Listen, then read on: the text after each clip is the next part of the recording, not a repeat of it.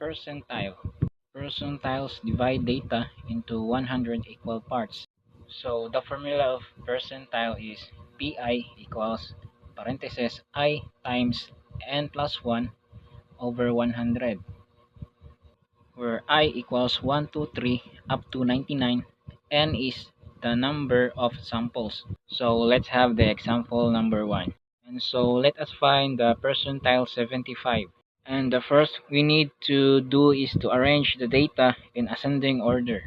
So we have 0, 1, 5, 6, 7, 8, 9, 10, 12, 12, 13, 14, 16, 19, 19. Now this is the formula for finding the percentile 75. P75 equals parentheses I times parentheses n plus 1 over 100. Since we're looking for P75, so our I also is 75.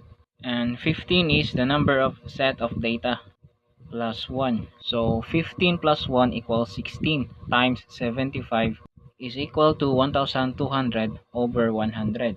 1200 divided by 100 is equal to 12. So the 12th place of our set of data is 14. Therefore, P75 is equal to 14. So let's have the example number 2. Let us find the percentile 50. Again, don't forget to arrange the data in ascending order. So we have 0, 1, 5, 6, 7, 8, 9, 10, 12, 12, 13, 14, 16, 19, 19. So P50 is equal to parentheses I times n plus 1 over 100. Since we're looking for percentile 50, so the I also is 50. So percentile 50 equals parentheses 50 times 15 plus 1 over 100.